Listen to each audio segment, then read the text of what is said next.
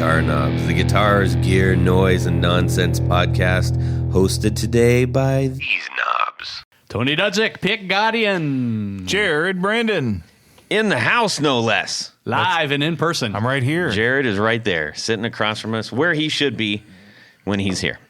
Hey, everybody, this is me, Todd Novak. Welcome to the Guitar Knobs podcast. We're thrilled to death that you are listening to our show. That's right. Welcome. Yes.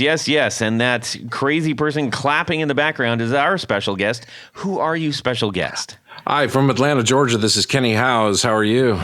Doing very well. I know you weren't asking me. You were asking the audience, but I felt like responding. It was such a nice thing. I was going to get a response back quicker from you than I would from the audience. Yeah, very delayed. It's crickets out there. Yeah. It's a rough room. Ladies and gentlemen, we have a very special show tonight, and I want to share something that's going to set this up. Set it up, Todd. Well, this is what happened. We got a very special message from Justin Valerio. Ooh. Just wanted to reach out and say that I've been loving the podcast. Thank you so much. I work for one of the major guitar builders as QC. That's quality control. So I've managed to get through the back catalog of episodes through my days. The 101s specifically have been insightful. Thanks for all the work you guys put into this. Well, Justin, let me tell you, we got a very special 101 because this is Rickenbacker. You said it right. 101. I had to double check. Rickenbacker 101. Oh, I know. Everybody's like gripping the steering wheel and going, yes, finally. You know, we've heard Tony talk about the Ricks for years now, and decades, if not that. And our special guest, who so delightfully just introduced himself, is what is your role in this, Kenny?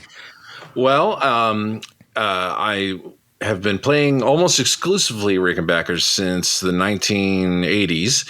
I am a big fan, obviously, and I was employed by the company for 7 years in a variety of roles. Was not quality control, but I was director of sales, a little bit of R&D, artist relations, all kinds of stuff, and I still play them and collect them to this day. So you know a thing or two about the Ricks. I do. Right. And I have a quote in Martin Kelly's new book, the Rickenbacker book that's coming out next month, I think. Ooh, I didn't know that one was coming out. We'll have to maybe get him on. He's in England, so you have a time difference thing. But yes, he would probably be. I'm sure delighted. he can row himself here by then. I'm going to get this wrong, but the title of the book, or the byline of the title of the book, is something to the. I don't know if you're familiar with him. He wrote an amazing coffee table book about Fender guitars a few years ago, and this is sort of the Rickenbacker companion piece to that. But the byline of the book is called, and I'm going to get it wrong, something like "Out of the Frying Pan into the Fire Glow." Ooh, I like very it. clever. But I have seen a lot of sneak preview of a bunch of the photos of the book, and it's going to be tremendous. But I got a quote in it. Yay! All right. Yeah. Well, we also share something in common, Kenny. We were both in the acknowledgments of Paul Boyer's The Rickenbacker Electric Bass book. Wow. I was acknowledged. I don't know if I saw that. One of my basses is in there, actually. Yeah, I know which one it is. I know a guy that made the pick guard for it. So you're. I was just playing that. I got a new bass amp last week, so I was just giving that one a test drive through it. So that's good. Nice, awesome. Yeah. Well, needless to say, we are going to learn from two longtime aficionados and, dare I say, experts on aficionados Rickenbackers. All right, I'll leave that in there. And I'll be taking a back seat to this. Yes, Jared and I are gonna learn, and have a good time. Yes, we will. Just like you out there who are still listening. That's right. Both of you. So we just have two quick announcements, and then we're gonna get into what's going on in our music world this week. Okay. Now, announcement number one, I just wanted to give a shout out to one of our executive producers, Jason Rausch, who is he does a lot of electronic stuff in his day job, and he sent us a box of goodies that he's been developing for those who are, I guess, interested in the breadboarding experience. He made essentially a couple of modules to help speed the process up and make things a little bit more efficient and stuff like that. So he's trying to figure out, like, hey, how can I apply my daily job into helping out the guitar community? So he mentioned, if we mentioned to you all, if you have any desire to contact him and just say, hey, that sounds pretty cool, you can get a hold of him on Instagram, Jason Roush, and I will, while I'm looking, while one of these clowns is talking, I will be sure to look that address up to give it to you. Okay, That'd be really nice of you. Yeah, and he's happy to connect with anybody and everybody because he really loves the guitar community and he's a great supporter of it. So thank you so much, Jason. And I also wanted to share a quick 4 on the floor. This is from John Sluhan, like ham. He said, I told myself if I ever mailed you all that I had to provide a 4 on the floor. These pedals were purchased back when I was like 16 to 18 years old. And so he wanted to share those with us. His 4 on the floor. Number 1, a Qtron envelope filter. How old is this gentleman? Well, I know. It says like 2004, 2006. So he's not that old. Oh, okay. Qtron is... Did they do a reissues of this? Yeah. It's the 90s big box reissue. Oh, okay. Yeah. Okay. So It's Electro-Harmonics, isn't it? I think, Yeah. I don't know. Yeah. I don't know. yeah, huge fan of 311, and they use it on the songs like Amber, Champagne, and Plain. Had me hooked. Number 2, a Boss OC2. This thing really beefs up single note runs and adds depth to everything. Number 3, the Vox V87 wah. I don't know that I know that specific model too well. Mine is a 9-volt operated with, and the sag gives it a great lower, not so bright sweep of the wah and creates a great tone. All right. Nice. Glad you know your Vox 87 so well. Number 4, Boss CE2. This was a hand-me-down from my father who plays acoustic singer-songwriter music from the 60s and 70s. After doing the research on this pedal, it will never leave my possession. So, thank you, Nice. John Sluhan, and we are very grateful for you sending that in. We Always love hearing nice. that Always stuff from nice to people. hear what people cherish. Yes. Cherish. We're going to find out what's going on in our music world this week because we got to get through some stuff to talk about a whole bunch of Rickenbacker stuff. Brother. That's right. Tanya Bolonsky is going to Yes. lead us off. This and week. then we're going to check in with our pal Kenny, and then we'll make it around the horn. This was a big week. Oh, yeah. Not only did I get to have lunch with my buddy Jared yesterday. That weird place. Thanks I for- like it. Thanks for telling me. It's a nice place. Appreciate that. Yeah, you only eat that vegetarian stuff. True. We go after beef. They're not vegetarian there. No. So I finished and shipped, and he received it today, the Fender Maverick / custom guitar that I made for Carl Mullen, who used to be with a band out of Pittsburgh called Car Sickness. And he had yeah? one of these back in the 80s that he played. Cool. And he asked me to make him one because I contacted him, wanted to get some details of what his was like. So he just got it today. He plugged it in, was thrilled. And finally, I got my 1948 Gibson Super 300 back in shape. Man. That thing stinks. It's a I mean, it monster literally guitar. smells. It smells really funny, bad. but I tell you, I didn't want to give it back to Tony. No. I was like, It's a delight to play. I was like, how much do you want for it? He's like, not for sale. Not for sale. It is beautiful. So Man, this it is- plays awesome. It's a wonderful instrument, and the is. beauty of it, I put strings on it. I mean, there were some repairs that needed to be done, which were done, and I had to make a pick guard for it. But I put strings on it. I didn't even have to adjust the truss rod. It was like it never skipped a beat. It's got Is parallelograms. that a dressed down Super 400? Yeah, and I didn't even know these existed until I saw this one.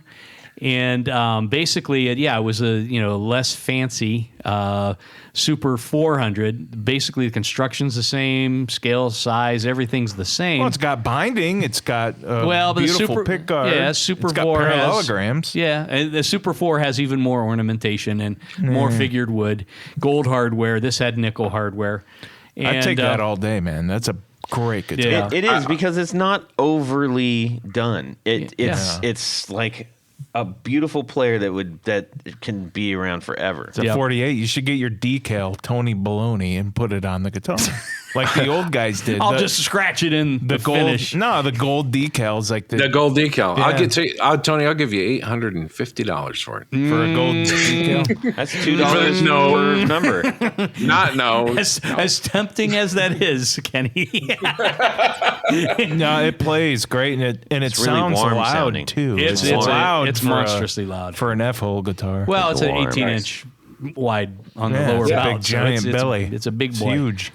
So I'm very excited about that, and I've been waiting for, we've had it. It was clamped up for over a month, and finally got it free of that. Did a and fine job. Very, very happy. So Yeah. very exciting week. Yeah. Very nice. Kenny, what's going on in your music world this week? Oh, well, let's see. I was asked to do an actual gig. I don't know if I'm going to do it or not yet, but it's be a solo gig. My band is still on COVID break. But I guess the biggest music thing this week is I mentioned this before we hit record, but I got a new bass amp. I got it actually a couple months ago, but it's been boogered up, and I just got it out of the shop. It's a early 80s, 81, 82 Vox V125B. So that is a tube 125 watt head, 4 EL84s, and a matching 115 cabinet with a port on the bottom. And it sounds big and squishy like a good 100 watt bass amp should. And, How do they get 125 watts out of 4 EL84s? You got me. Oh, did I say 84? EL34. Oh, 34s. Okay, there you go. That's better. Yeah, my Even bad. that's still pushing them really hot, I'm guessing. Yeah. So, but anyway, yeah, and it's got a weird, like a 5-band EQ with rotary knobs, and but yeah, it just goes boom like it's supposed to, and so that's what I was talking about with trying it with the old 4005 bass and stuff. Wow. But yeah, it's great. So that's the most exciting thing I've had happen this week. Music wise, I haven't, and I'm just trying to get my home. I use the word studio with finger quotes because I'm not going to actually record in it. I just kind of a space to get writing again and stuff. Nice. Getting that in place. So yeah, that's about it. Excellent. Yes. Brandon, You mean Jared? well, your last name's Brandon, isn't it? That Yeah. counts. Brandon, Jared. That's Mr. Brandon to you. Yeah. Middle name's Alan. Jab. Couple of things. That's right. that is right. A couple of things. Work's going pretty well. I really enjoy that. Always look forward to Mondays during the weekend. I never look forward to Mondays. Really? Never. Not even doing what you're doing now? Nah, I hate Mondays. I love Mondays. I hate it. It's when all the stuff starts to flow again at work, and you just get into it, and it gets busy, and it's fun. If there's nothing to do, you're just like, He's doing the first thing. He's doing something new for the first time in a long time. You're doing the same thing you've done for ages. Yeah, that's true. Well, Well, what about this lovely instrument that you I brought brought into that the up last studio? week, but I did bring that Jimmy Page Telecaster. Yeah. Ooh. It's Dragon Telly. beautiful. Nice. Yeah, it's great. So I was under the impression it was made in USA. And No. I know it's not. I was there at the store, and I was like, "Hey, is this made in USA?" And the salesman went back, and he came back. He's like, "Yep." I'm like, "Oh wow, for this price, yeah, I'll buy it." And I saw the MX stamped on the neck. Maybe he thought you said, "Was this sold in the USA?" Well, I mean, I'm not even going to bother going back because those guys are just doing anything. They really want to sell a guitar. No, it's a cool guitar. I mean, there's It no doubt really about is, it. and to be honest with you, in my opinion, it's the quality is good. On this particular guitar, it's as good as the USA make guitar. Yeah, it's a good. Those are good models. Have they also done the Yardbird swing with the circles on it? Yeah. Yep. Yeah, the mirrors. Yeah, the mirror circles. Yeah, they did that. That's a little more expensive. But well, they one didn't do a really good job of hyping that one at NAMM. It was all about the dragon. Yeah. But the circles right next to it, and it was like, what? And they really should have done a better story about going, this used to be this. Yeah. Yeah. Well, because the circle one that was Sid Barrett's guitar, right? Yep. Well, maybe Fender didn't have enough money to throw at marketing at that. You're right. Yeah. Well, Zeppelin sold a lot more records than the Yardbirds and Piper at the Gates of Dawn put together. So you know, that's probably they're putting their money where their mouth is, where the mouth of the money is, or something. And it's nice to come home and go down to the shop and see what Zach's up to, and he's doing a good job so far. I got one of my Reverend guitars out and was playing that and put that through my 73 Marshall JMC. Nice. Or JMP rather. And PC, it was really whatever loud. it takes. Yeah. Yep. Hey, just real quick, what is the P and the C? What's the difference for those that don't know out there? I don't know. I think it had to do with the license plate on Jim Marshall's car. I'm serious. Really? Yes. Wow. Well, Tony would know, so I'm going with him on that.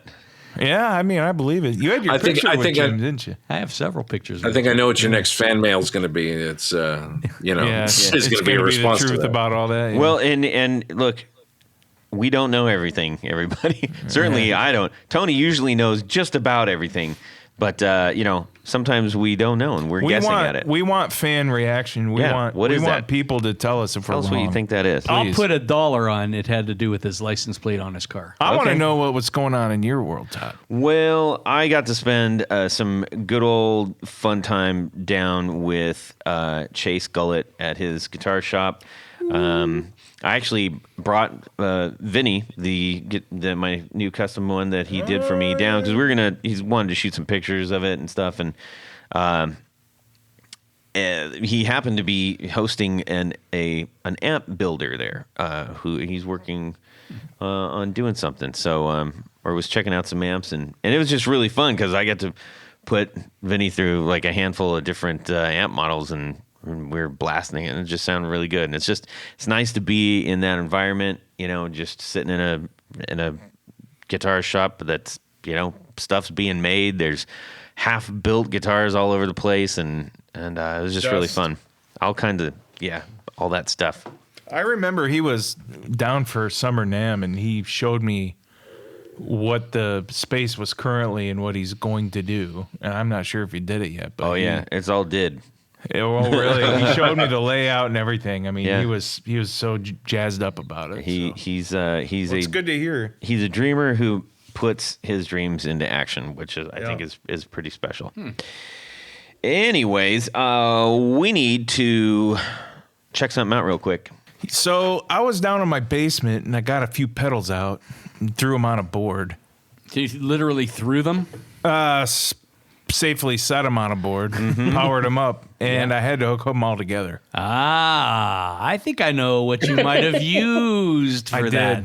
I bought so many tour gear cables, tour gear design cables in the past that I had extra ones still at home. Nice. And I could use them and hook them up any way I wanted because did they still work? They work perfectly because they're durable. Yes. They're under $6 a piece. Yeah. And there's on average. On average. Yeah. But you can get all sorts of lengths and the cable is flat, is it not? It's very flat, like a crepe. Flat as a crepe. and it's got a Tony small Dudzik. profile, so I mean you don't have any issue with the pedals with the jacks in the back. Yeah. Yeah. That So they fit closer together. It's awesome. I think you could safely say that with using Tour Gear design patch cables, you could fit at least 2 more, possibly 3 or 4 more without question pedals jacks on your board. Yeah, probably. Yeah, very helpful. Check out tourgeardesigns.com and you're going to get a 10% off discount if you enter the guitar knobs, okay? in the coupon code. Yeah, the guitar knobs. That's right. Or you can go to tourguitardesigns.com/discount/the guitar knobs, and you'll land there automatically. We're so thrilled with their product, and we're even more thrilled that they sponsor our 4 on the floor. Jared, Let me get a little bit of this. 1, 2, 1, 2, 3, 4 on the floor.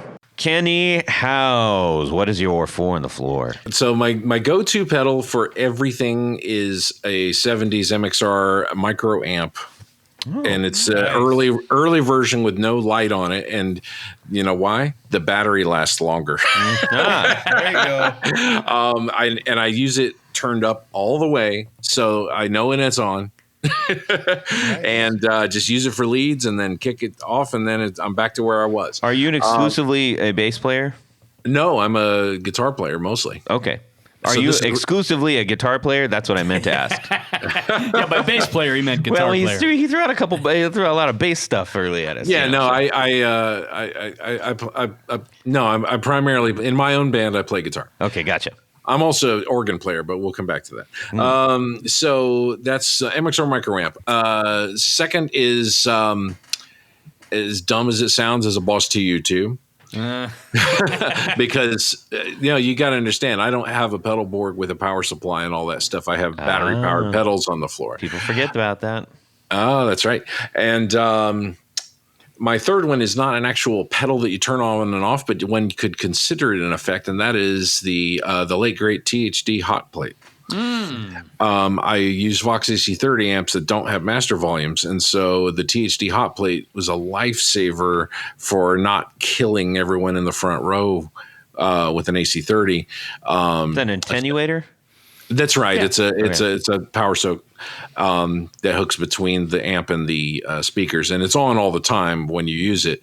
But they don't require AC power. It just goes off the power of the amp, and a little light goes as you play it. So it goes ding, ding, ding, and people say, "What is that thing sitting on your amp?"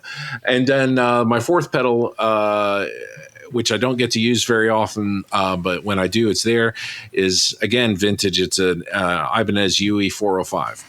Which is a rack mount with 4 effects in it and all analog with a big foot switch that turns them on and off. It's got compressor, parametric EQ, chorus, and analog delay. So I've been through a couple of these. I got one in high school when they were $100, and but I love them so much that I've got a couple more now. And like I said, that's those 4 sounds. It's about all I need. I don't even use reverb. But yeah, that's my 4 on the floor. Fantastic. Thanks for sharing. Of course, thank you. Very good. Very good. All right. Now, what you all have been waiting for, and certainly Jared and I have been waiting for, we are going to 101 the heck out of Rickenbacker guitar. And actually, one of the first questions I was going to have was, is it Rickenbacker or Rickenbacker? And It's I think back. we answered that right away. Unless you're in Germany. Yeah. No, well, yeah. The thing is, it's not German. It's a Swiss name. Oh. Which I know to some people is splitting hairs, but it's true. Adolf Rickenbacker, like his cousin Eddie Rickenbacker, the famous World War I flying ace. From Columbus, Ohio area. Yeah, you've got a Rickenbacker airport there, don't you? Yes, we do. Yeah. Like his cousin Eddie, he immigrated to the States in the either the 20s or the 30s. I'm going to get my information off. But the one thing that is true is that there was already anti-Nazi sentiment going on, and he didn't want to be thought of as German, so he anglicized his name to Rickenbacker. Yes, because it originally was CH, right?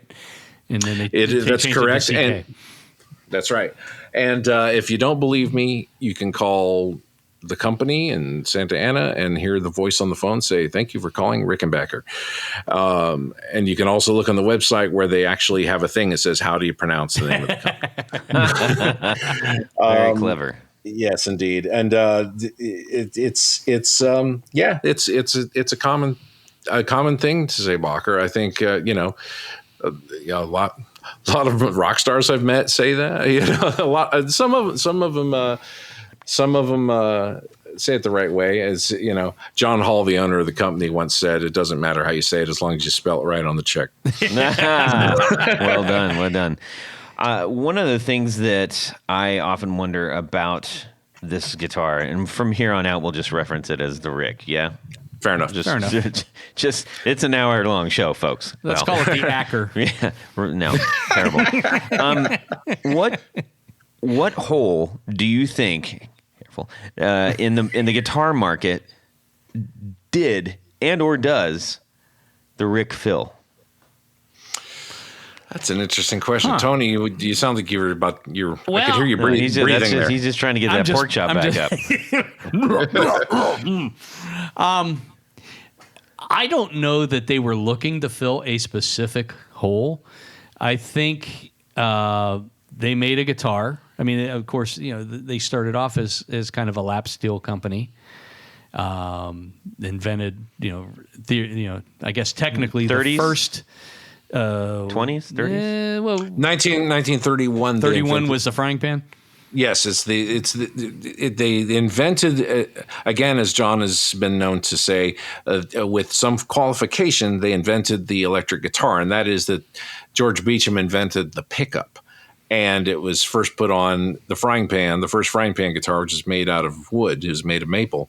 All the production models are made out of metal. Adolf Rickenbacker's background is in metalworking, I believe, and so that's what they did with it. So, but yeah, Tony's right. That's what they did for the better part of the first 15 years of the company. Yeah, and then you leap into the probably late 50s, I guess, is when they really started going, into electric Spanish guitars. And I think they just developed kind of, between the pickups that they used and the construction methods and things, that became the Rickenbacker sound. Mm-hmm. Mm-hmm. Would you say that's true, Kenny?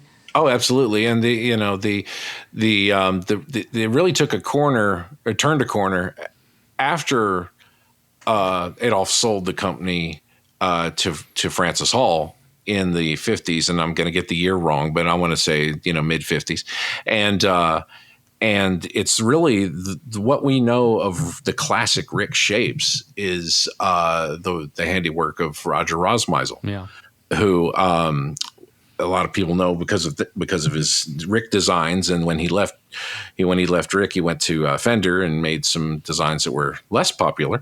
But I think that Martin Kelly's new book is going to talk quite a bit about the Mr. Rosmeisel and his contributions, but yeah, all the classic shapes that we all know of Rick were his designs, and before Roger's designs really took hold, all the classic 300 series shapes and the 4000 series basses and stuff, they were really trying to find their way. They have all those tulip shaped guitars with the horns pointing outwards, and a bunch of funky stuff. They're using horseshoe pickups on guitars, which was fine if you're playing a pedal steel, but not or a lap steel, but a little awkward. And you can't remove it because it's part of the structure of the pickup. So it's and like I said, I'm going a Cliff Notes version here because somebody like Martin's research and Richard Smith before him and Tony Bacon and so on, they go into the finer points, but yeah. So the shapes that we all know came around in the late 50s because of that. And but they were kind of just another Southern California guitar company, and you had and again I'm going to get my history wrong, but you had Fender going on, you had Mosrite, you had Rick, you had other stuff happening on the West Coast, and we all know what happened is the Ed Sullivan Show in February of '64, which helped quite a bit. Yeah, we'll get to that in a second. You think that had anything to do with the success of the company? Kind of big. Probably, I'd say. What do you think really draws people to the Rick? Today, what I think draws them to it is, the quick answer, which is not complete, is nostalgia or a retro-y vibe. And it's but really they're just fabulous instruments across the board. Is they're more versatile than I think people think that you have to have a fill in the blank this for that sound. But that's like saying Mike Stern can't use a Telecaster to play jazz. It's and so. But yeah, I mean, Billy Joe Armstrong uses a Rick, so you can't say it's not good for heavy rock. I think some of the Rick's later period solid body instruments would be great for that, and also the obvious example of first Chris Squire and then Lemmy of what you can do with the Rick bass as far as just overdriving it and getting a such a fierce thunderous sound. The bass is just a whole nother topic, and we're gonna hit that. Yeah, I mean, in my opinion, I mean that shape of basically we call it the 330. The that to me was like the and we're coolest, gonna get into the numbers too. Yeah, the coolest guitar that I ever saw. And I think the first time I saw one was George Harrison playing the 12-string, which was a 360, but it had the sharper pointed horns before they rounded things off. And to me, that was just like, oh my God, that looks really cool. Mm-hmm. I mean, don't get me wrong, I love my Gibsons and Fenders and things, but when it comes to Rickenbackers, I just see one and I start to drool. Yeah. It's like Pavlov's dog. Very cool. Yeah. Very cool. Now, people seem to, this is my impression. I think that people seem to love them or hate is a strong word. I think basically just misunderstand, not like them for whatever reason. Do you think that is the case? I agree. I agree with that. I think they can be, for a lot of people, difficult to play. I mean, even though the action is super low, they tend to be more useful, I think, if you have smaller hands. Mm-hmm. But I mean, I've got big meat hooks and I play just fine. So I mean, I think it's perfectly fine. I'm 6'2", and I love the standard nut width on a Rick, which is small. You can do tricks. You can play an A chord with one finger. Yes. You can do all kinds of crazy Your middle stuff. finger, that's the one to play with. Interesting. Now, because for the longest time I just am like, bleh, I didn't like them. I have grown to appreciate them. Yeah. I don't own one. I think I probably will at some point in time, maybe sooner than later. I'll put you in my will. How's hey, that thanks. sound? I knew you would. That's all I had to say.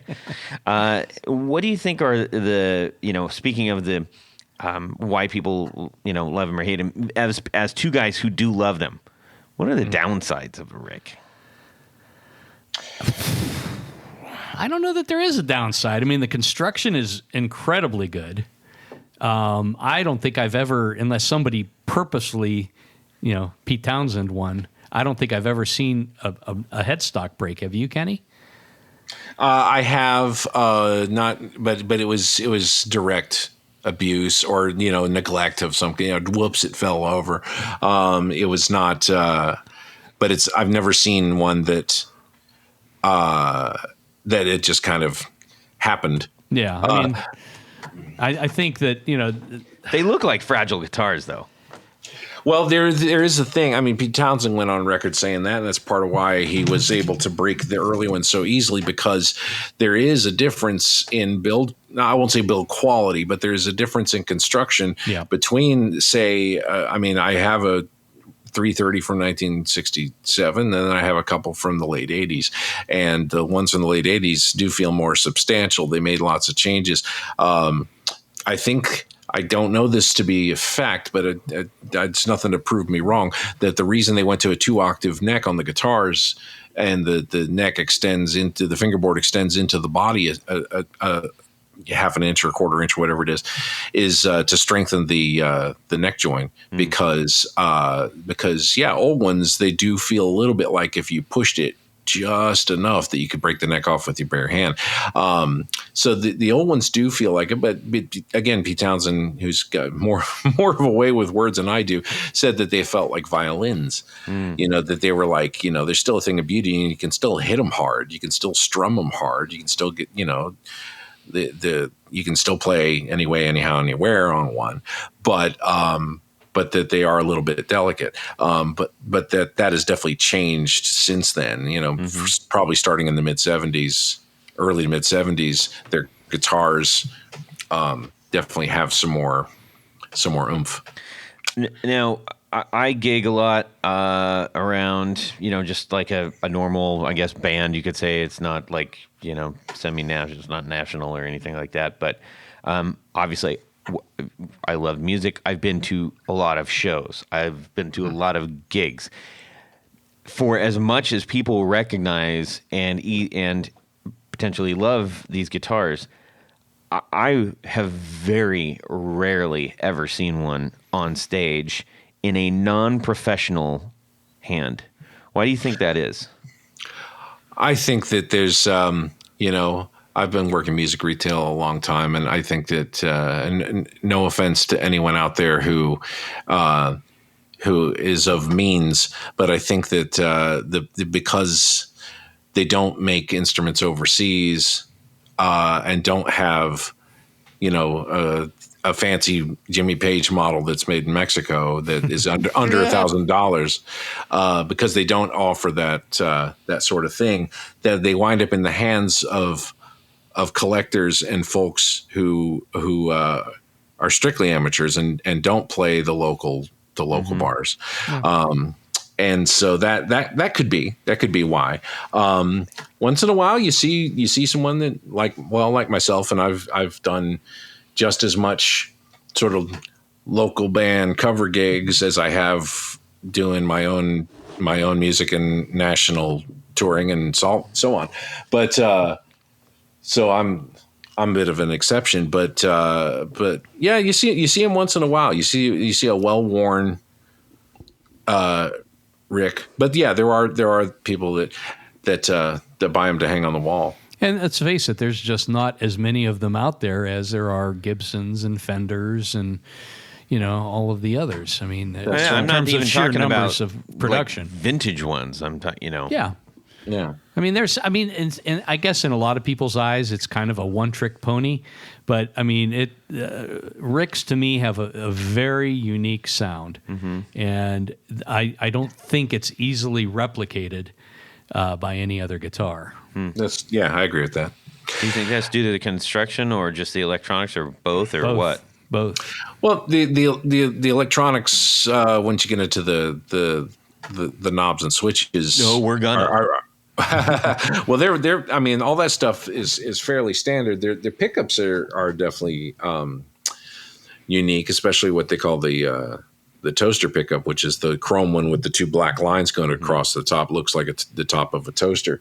They're wound lightly, but there's also Fenders from the 50s that are wound to 5K resistance, and the Ricks at 7.5K is not that different from that. But yeah, they've got a sparkle that is hard to beat. And they've always, predominantly have used maple and walnut, which are two very bright woods when you put them in a guitar. They're also kind of heavy, which is, on the semi-hollow versions like the big body 330s and such. That helps relieve some of the weight. But I mean, I think that the wood, the type of construction, the pickups, I think that all adds to what comes out. It's a very unique sound. Even it might boil down to the lacquered fretboard. They just discontinued that. No, I didn't know that. Yeah, they just discontinued it, except on vintage reissues.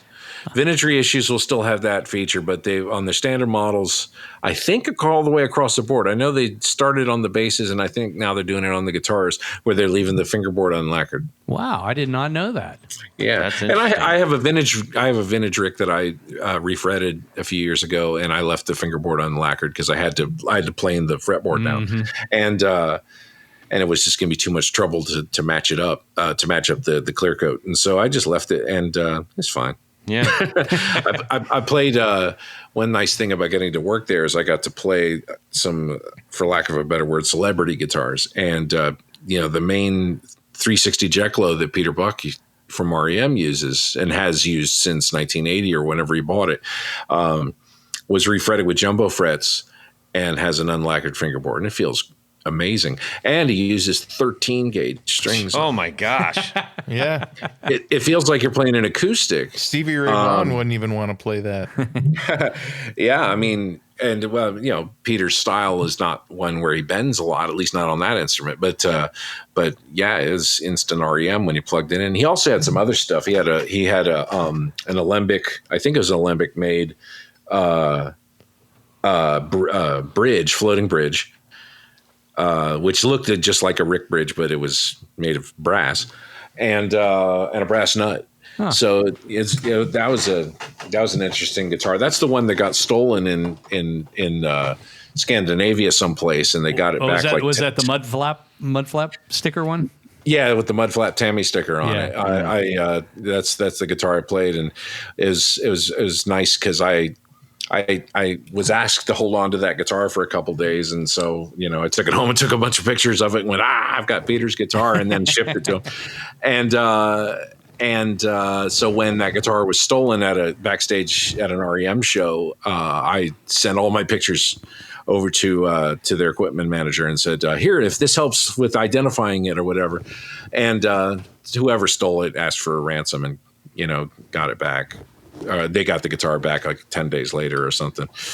And so that was fun. But yeah, where were we going with that? Oh, unlacquered or the lacquer on the fingerboards. Yeah, that's a thing about it. And they've also, most of the guitars have the R-shaped trapeze tailpiece where the strings extend way back, so you don't have a great break angle behind the bridge like you do on, say, a Stratocaster. Yep. Or a lot of guitars, they don't have a stop tail like most Gibsons. I tell you one thing, you're asking what's a downside. The only this is a downside of any hollow body guitar is that you're never going to sound like Mick Ronson. You're never going to have that Gibson-y, that super martially driven sound with the same intensity. But that's okay, because if you want that sound bad enough, you go get a Les Paul. Yeah. But that's one of the things that attracted and it continues to attract me to Rick's is that I'm the guy that has to be different. Why do I want to sound like everybody else? And I guess there are folks that they either want to sound like everybody else, or they're afraid they're not going to get a gig. But I'm not a studio musician. I don't have anyone saying I want you to sound like X.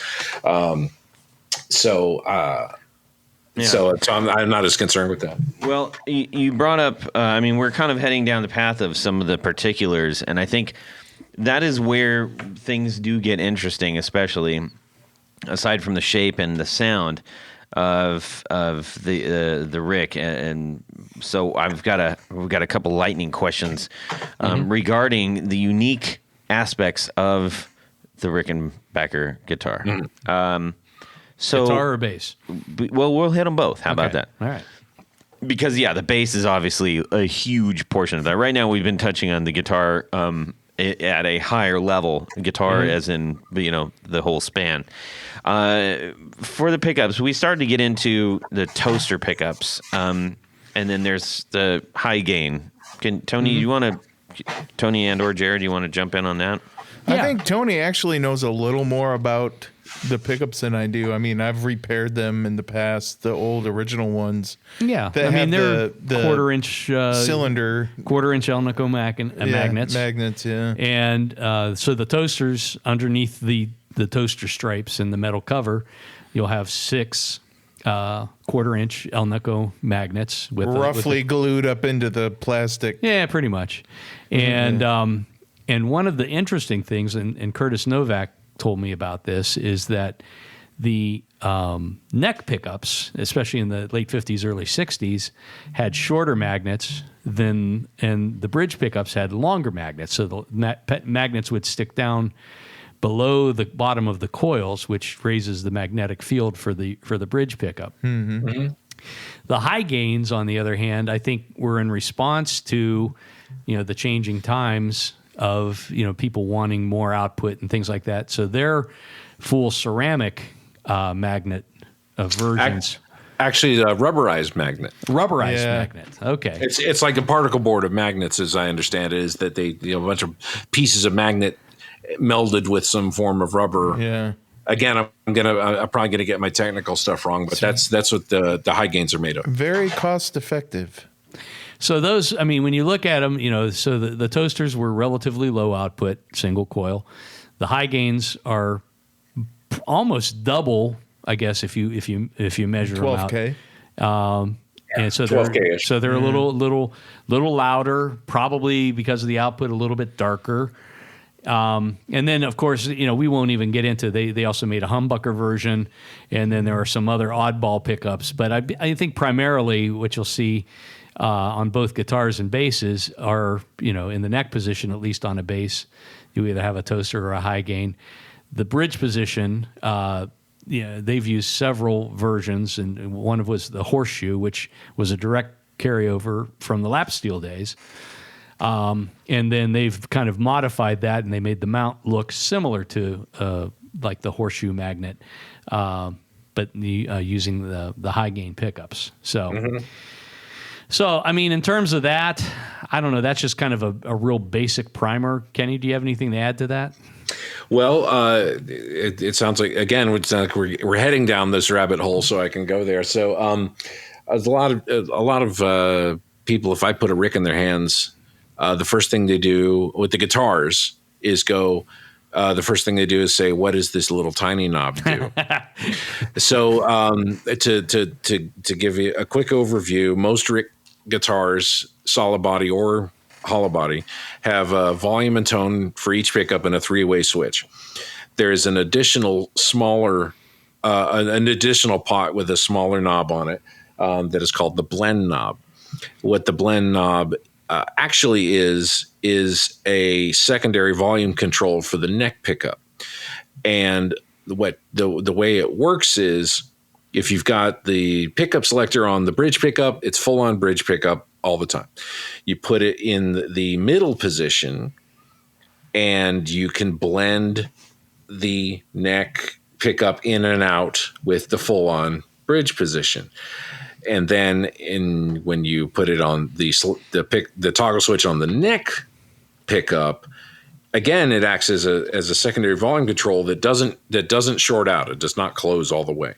And that is so you can have sort of a low mid, I won't call it a sweep because it's not an EQ, but it's a volume on that neck pickup. And it's an interesting way to get sort of a softer rhythm sound that you can switch between the bright sound of the bridge pickup.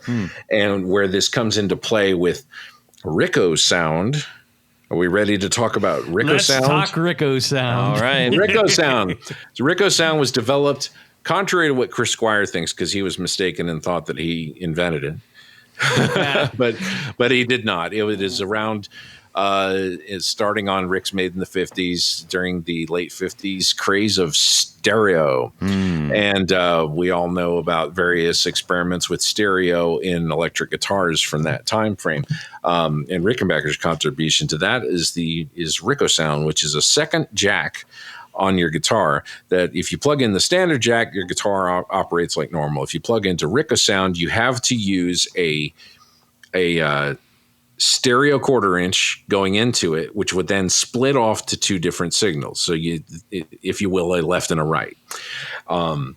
If you didn't have such a cable, Rick offered an accessory for many years that was a splitter box. There was a passive splitter box that did the same thing.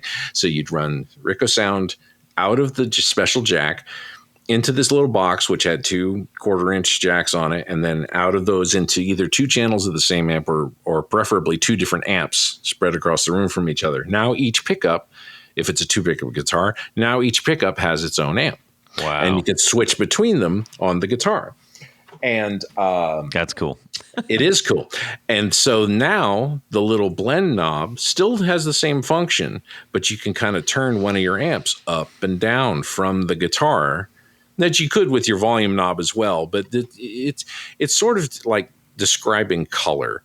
It's a difficult thing to demonstrate.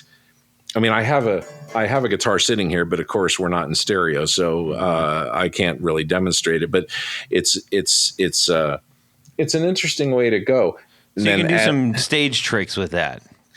Yeah, Definitely. you can do some stage tricks. I was using a guitar with Rickenbacker once. I did a gig years ago, just sort of a spontaneous gig with me and a drummer, White Stripes style. And I had a couple kids after the show come up to me and ask me what pedals I was using. And that particular night, I wasn't using any at all. Nice. And I said, it's just the guitar split into 2 amps. And they were like, what? Because, I'd use the switch on the guitar to go back and forth from one amp to the other. Very cool. Now, add on top of this, a weird feature about Ricks that a lot of people didn't know about for a long time. And that is that they use a treble bleed cap on the traditional 50s, 60s, 70s Ricks. That is a 47,000 microfarad cap wired from the treble pickup into the circuit. Did I say that right? 0.0047. Yeah, it's 7,000. Pico. Is it Right. picofarads or something like that? Or It might be picofarad, yes. And as opposed to a 0.047, which is a standard one you'd use for a tone pot. Mm-hmm. This is a 0.0047, and this is a treble bleed. And so the treble pickup, the bridge pickup on most Ricks, including the basses, is super spiky and bright. But it typically cuts the volume by about 1/4.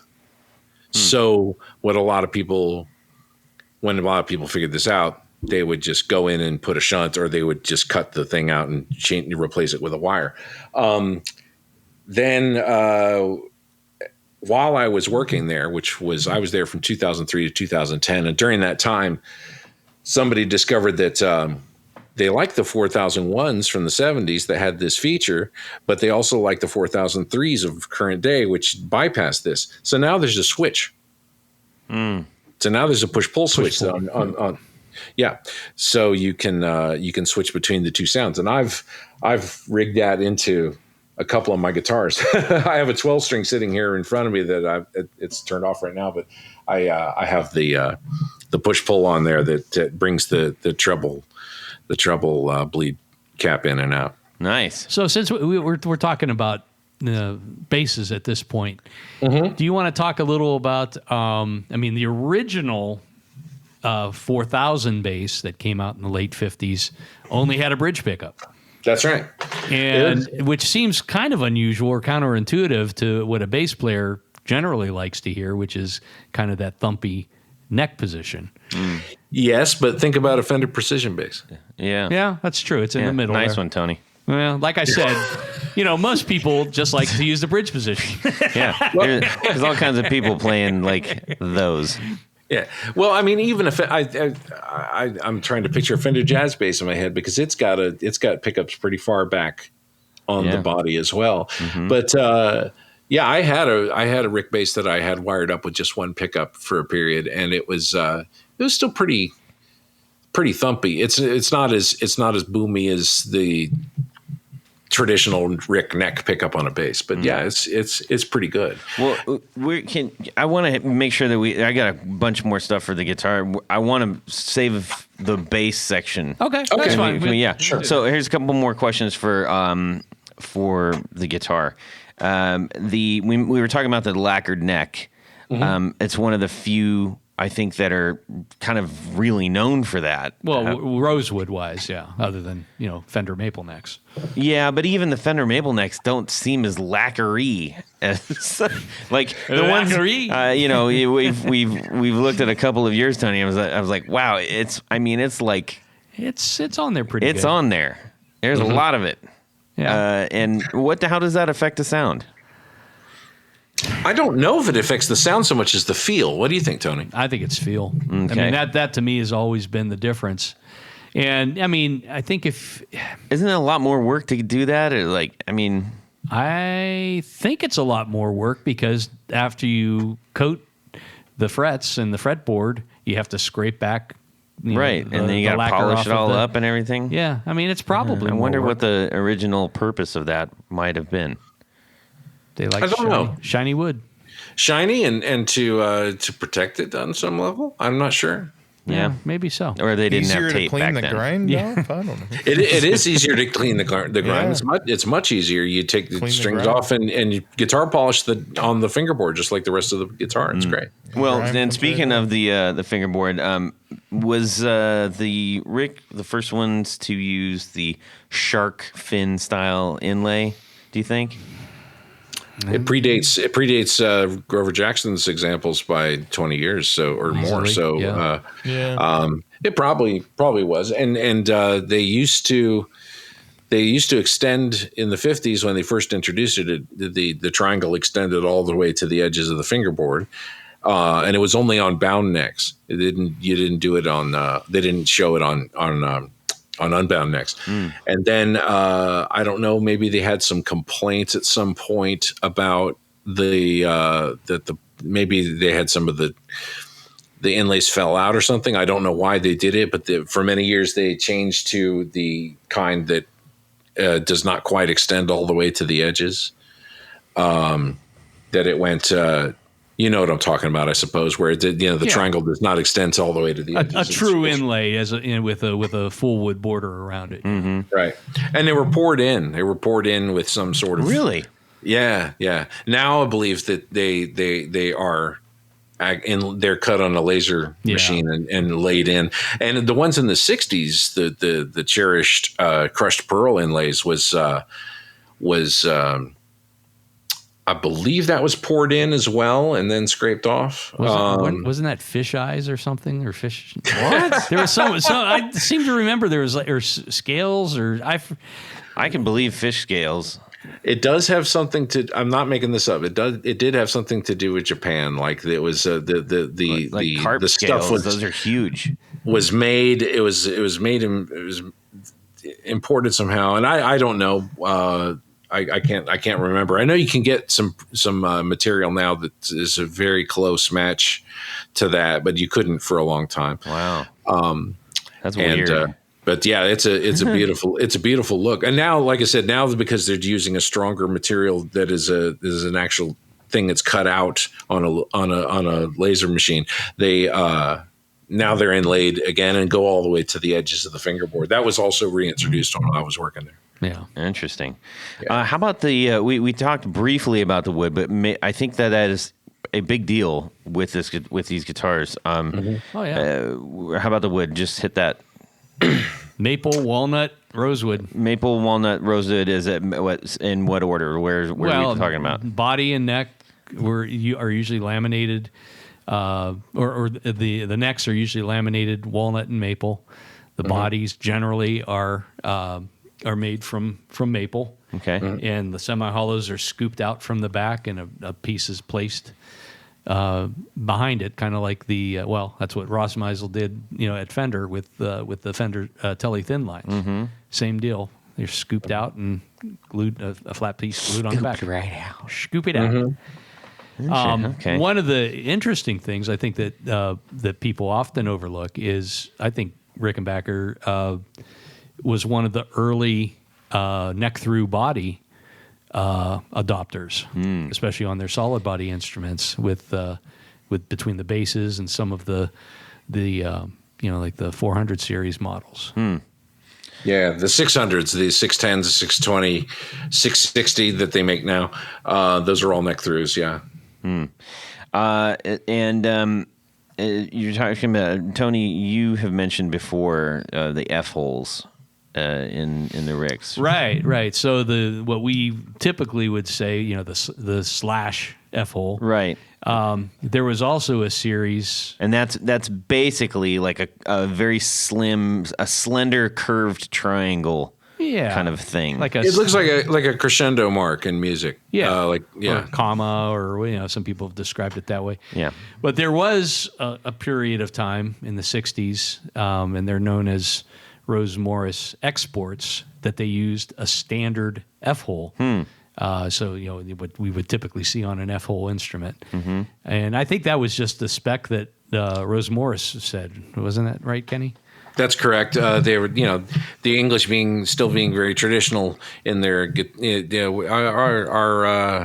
we feel our customers. Rose Morris, if anyone who might not know, was a big importer of instruments from America and probably from all parts of the world to England, and they requested that all the ones that came in had the F holes, which is why all those guitars you see Pete Townsend using from that period all have violin F holes. Okay. And now the F hole is not exclusive to those, but that's primarily where you see those, and that and the reissues of those instruments. The strangest one you'd see the F hole on all the time that wasn't necessarily an export model is the 310s and 320s, similar to what John Lennon would use. And John Lennon's instrument, his first one, was actually weird because it did not have an F hole, because a lot of those did. And then for some reason the F hole stayed on it, which you'd think that all through the 70s and stuff, which you'd think it wouldn't. Again, there's so many. The one thing I can be certain about with Rickenbacker stuff is that there's always uncertainty. Just because 90% of the guitars are this doesn't mean that there's not a few examples of that. So there's always going to be exceptions. We're speaking in broad terms about all these things. Mm-hmm. But yeah, there are always, I don't know that they have a lot of Friday afternoon specials, but you know what I mean?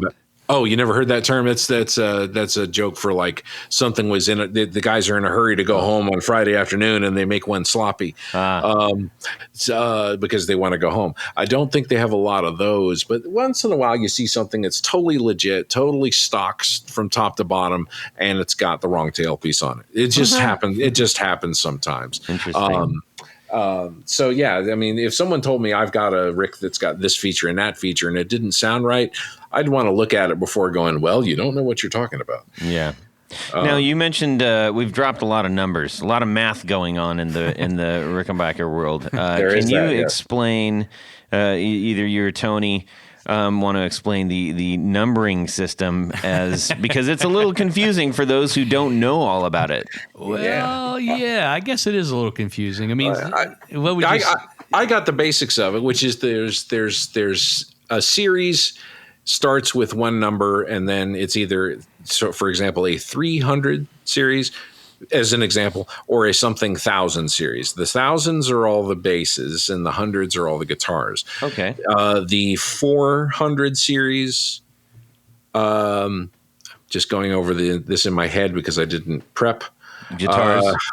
We're in the guitar land, right? The 400 series are all solid body guitars. Okay. The 600 series are all solid body guitars. They're with a few exceptions, they're similar, but the classic example of the 600 series is the 12 string that Tom Petty's holding on the Damn the Torpedoes album. That's the classic. That I don't want to get into what that specific guitar was because it's a whole different. We could have a whole podcast about that. We are going to touch on that. Well, we can just talk briefly. Yeah. So the 600 series are neck through solid body guitars with a small body with what they call the cresting wave, which is the classic hooky Rick horn on the top. The 300 series are hollow bodies, and they include, basically as the numbers go up, it's a more deluxe model. So a 330 is sort of your baseline of that shape, where a 370 12 is going to be a few $100s more on the price list and have a lot more deluxe features, and things like the Rickenbacker stereo. Still within the 300 series are guitars like the 320, which is the 325 of our broader version was the John Lennon guitar. The 310, which is a plain Jane 2 pickup version of the John Lennon guitar, and so on. And then in bassland, there were something, blah de blah 1,000. So the 2000 series was a budget line bass line. Through the 3000 series was a bolt-on neck basses that were around in the 70s. The 4000 series, everybody knows, is the famous where 90% of them are neck through body, and there's a few with set necks, but most of the 4001, 4003, the very limited 4002, those are all the basses. The 4005 is a hollow body bass, so that's kind of a weird anomaly in the numbering scheme. But yeah, they don't really go up higher than that in number. There is a 5000 series, which was a solid body electric mandolin. That's basically it. There was a guitar called a Model 1000. And it was a tiny tulip shaped student guitar. And there's a 900 and a 950 that were very similar shape to that too. So, but most of the time with Ricks, you're going to be talking about the 300 series, 600 series, and the 4000 series basses. Yeah. And they just didn't, it's not like Fender where you have a Excalibur and all these names for them, or the Thunderbird. There's a few exceptions. I think John Hall wanted to get into that at one point and started giving stuff names, but everybody kind of went back to, hey, is that a 2030 bass or or whatever. So the only thing I would add to that is depending on the number of pickups. So for instance, a 330 has 2 pickups, a 340 has 3 pickups. That's a 360 has 2, a 370 has 3, and then usually the 5 on the end indicates a tremolo of some sort. It's a lot of math, but it is a very good understanding. Now I honestly do have a pretty clear understanding, as dumb as I am, of where, because those numbers get thrown around all over the place. I'm like, yeah, I mean, as Kenny said, and 300s most are people are guitars. going to be talking about a 330 or a 360. Yeah. And when they're talking basses, they're talking about a 4001 or a 4003 because that's mostly what's out there. Yeah, and when you're in guitar land still, if it's a 12-string model of any of those, it's just /12. So a 330 12-string is called a 330/12. There's old nomenclature that call them 330/6, but that just gets confusing. So but most of the time people don't say the /6 because they only use that in one catalog or something like that. Sometimes I look at this stuff daily on eBay and people, I've got a 2002 330/6. Yeah. No, you don't. You've got a 330. While we're talking about the guitars, a modern day Rick, like that's been produced in the last couple of years or something like that, goes for typically. What are they listing out now? Around 17, 18? Yeah, that's where they're kind of starting street price at 17, 18, which blows my mind because that's up, 33% of what they were when I was there. I actually haven't kept track. I've been kind of kicking tires to get an additional 12 string so that I can have kind of a daily driver so I don't mess any of my nice ones up. And I'm perplexed at how they're selling for so much. But then again, it's as you guys I'm sure discuss on your podcast all the time. It's not so much what they're going for is what people are asking. Right. I think a lot of people have really kind of, if you're looking for a 12 string, for instance, a lot of people have really zoned in on the what is it called, a 1994, 1997, the one that has the standard F hole but the wider nut width. That's correct. Yeah. So again, 1993 plus because that's it has correct. 3 pickups. Yeah. So the reason that you have these guitars that have 1990 X, whatever name is that Rose Morris, as we were talking about before, not only said we'd like our guitars to have violin F-holes and fire glow finishes and be very traditional, thank you very much, but we'd also going to give them our own modeling or their own model numbers. Yeah. So what you'd see in the States, it's a 330 is now a 1997.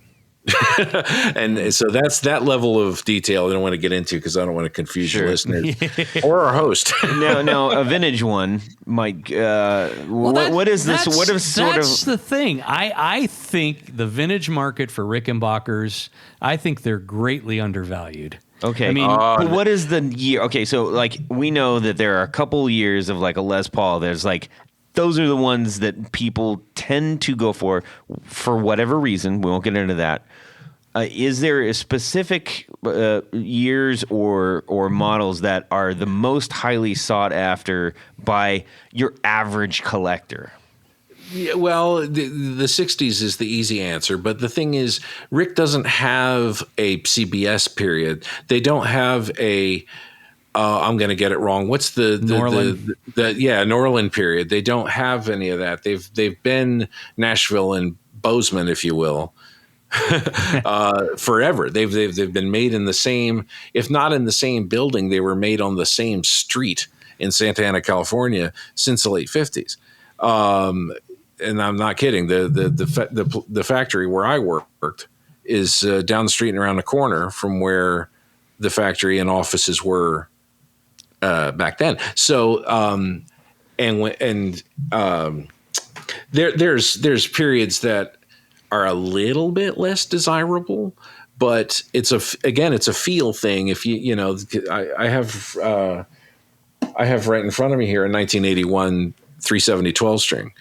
And it feels pretty different than, but even these things are starting to go for even late 80s or early 80s guitars, late 70s guitars from Rick. People are starting to ask north of $3,000 and $4,000 for them, which blows my mind. But again, they're asking that because nobody knows what anything's worth right now. Right. And it's also a little bit of an anomaly that almost every major brand, and even boutique brands now, higher output boutique brands are doing their signature, more, I guess you could say, handcrafted models and import versions of those same guitars. Yep. Did Rickenbacker ever do anything like that? Or has it always been? Nope. I can tell you the specific parts, and again, this is off the top of my head, and someone's going to write in and go, "He got that wrong." But they briefly used a Boyd vibrato from Japan, and all of their guitars since the mid '80s have used Schaller tuner machines. But other than that, all the parts are sourced locally. But I think the chrome plating is done locally, whenever they've had a budget line or a student line, it's still made there. It's still made in California. And that's, I think, the point that Todd was going at. You look at G&L, they've got the Tribute series. Fender has the Squier series. Gibson has the Epiphone line. Rickenbacker has never had a import, lower priced. I mean, they've always been built here. Yes, that's correct. And I've seen people complain about this. I've seen people complaining about it on message boards and on social media and say, "Why doesn't Rick do this?" Da. And I say to them, when I was a kid, I couldn't afford a Rick either. So you know what I did? I saved my money and bought one. Yeah. And I didn't get my first ones until I was out of high school, but those are different times, and guitars didn't cost as much as they do now, and Ricks were not very popular, so you could still find used ones for $200 and stuff like that. So that's that's a point too. But yeah, and at some point we're probably going to talk about the fact that they are very aggressive about shutting down imported, not forgery, that's the wrong word, but copies. Yeah, and I think that people, I remember Gibson stepping up to the podium under post Henry ownership and saying something to the effect of, "We're coming after all the people that are using our trade dress," and people saying, "Well, what's gotten into them?" And I'm like, man, dude, Rick's been doing this for a long time, so yeah, anything that uses particular lines of the of the design, it is illegal to do that. It is illegal to manufacture those. I'm not going to speak for John Hall, but I don't think he's going to be too upset if you go out into your wood shop and you make a replica of a Rick, because you're probably not going to sell it. You're doing it for your own thing. I don't think he's that strict about it, but he's extremely strict about companies out of China that make it, and they even do phony Rick R tailpieces with the R turned sideways, and they look terrible. And there's toaster pickups and stuff, and something like, have you guys seen the new Jackson bass that borrows from a P bass and a Rick bass at the same time? I don't think I have. Yeah, it just came out in the last month or two, and I work at a guitar store, and the guys were making fun of me, going, "Hey, look at this new Rick we got," and I'm like, it's an abomination. It's ridiculous. But the JA2? It could be. No, it's the X. No, hang on. I'm almost there. Yeah, it's the X series. It looks Blow like that up. I'm blowing it up. Yeah, look at this at home. Yeah, so it's that doesn't really violate any trade dress. It just is kind of Rick flavored. Oh yeah, I can see. Yeah. So it's pretty cool looking. I think it's, anyways. I don't think it is. I think it looks like a Jackson and a Fender and a Rick had a three-way, and this is the baby. Yeah, that looks like something a smaller builder would do. It does. I could see a boutique builder. Yeah, it does. But yeah,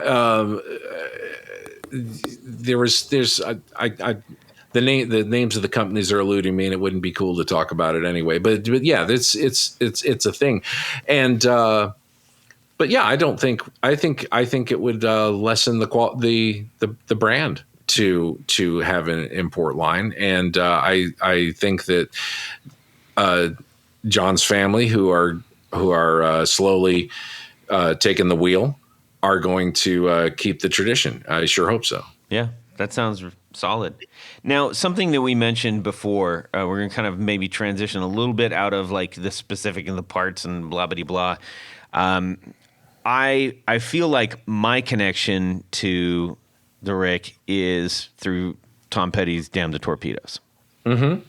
Now, it is, I guess, rock lore state, and I believe he's even kind of stated himself, like that he might have actually saved Rickenbacker from going under because of that album.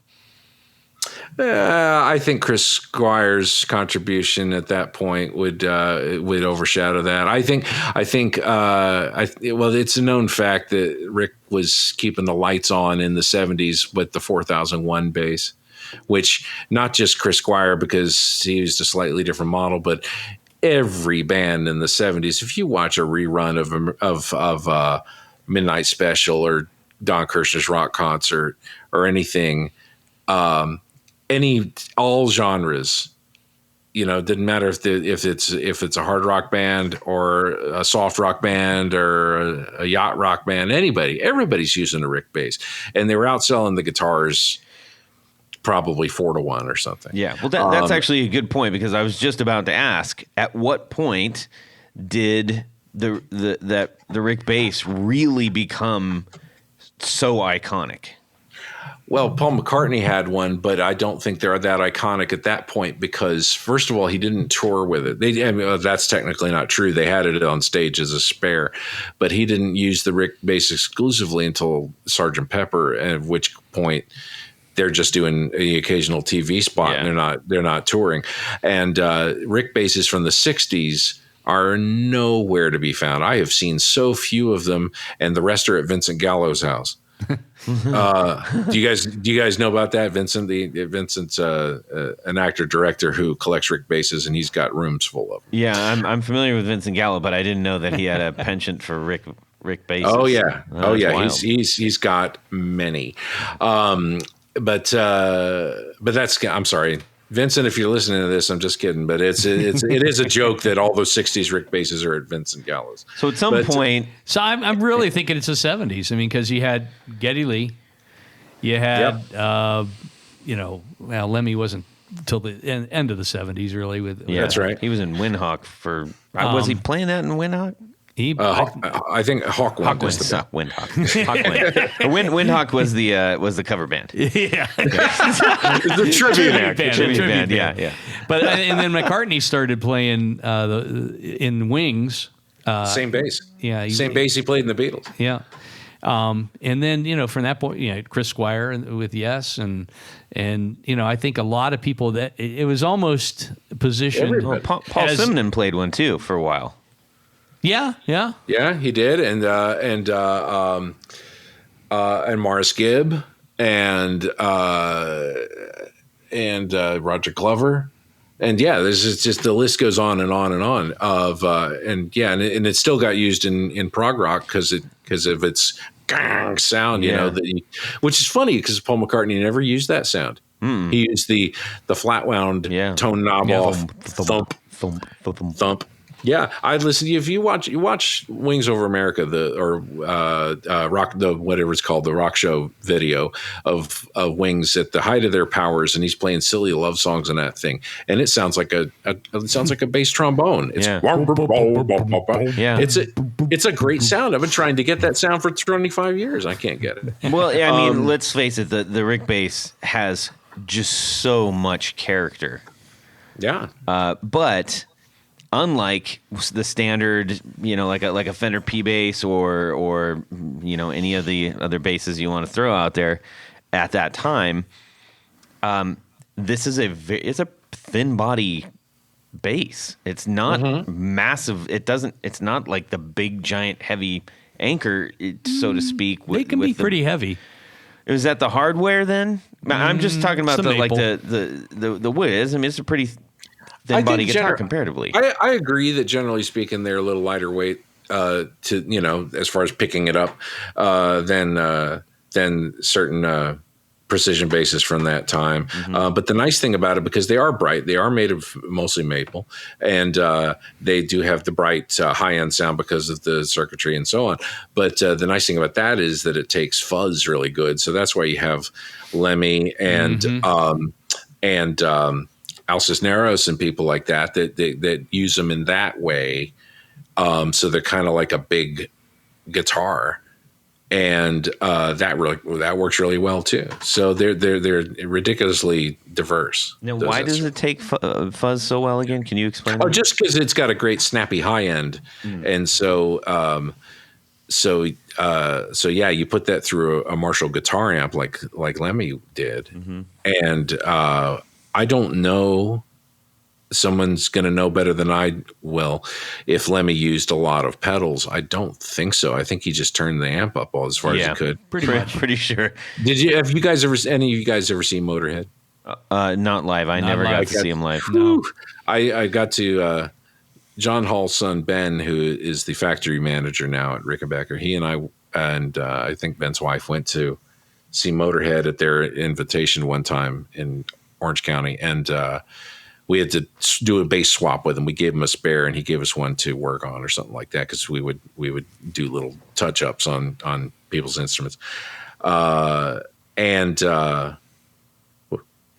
got us hammered. It was great. But the Motorhead is one of the few shows I've I'm not a wimp. I like it loud just as much as anybody, but it's one of the few shows I had to go outside. Yeah. For the last third of the show, because it just gets you, right in the chest, right in the gut, and it's unrelenting. It's just on and on, and it was wonderful. It was a great experience. And it's funny, I saw Lemmy about 6 months later and said, "Hey, I'm Kenny from Rickenbacker. I met you at this thing, da da da," and he just smiled and went, "Okay." Exactly. No idea who I was. One of the things that I think, since we're talking about the Rick bass right now, more so than the guitars, is something that we've referenced a lot of times on the show, which is that there's something about some of the older instruments that were made that maybe we don't even notice now. But if you think about the plate, the pick guard and the controls and stuff on a Flying V, or looking at how everything is set up on the Rickenbacker, it's like it's like several different people came up with an idea and they put it all on one guitar. It's not symmetrical.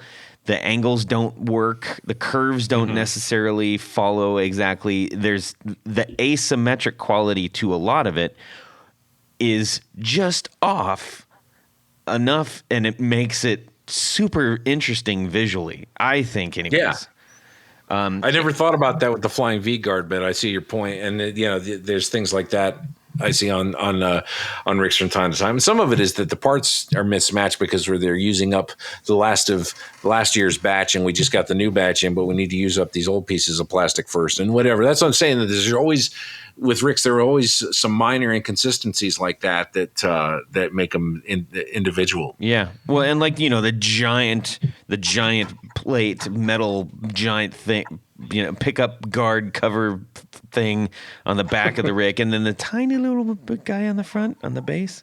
It's just like everything is just wonky, and it's from the giant horn with a little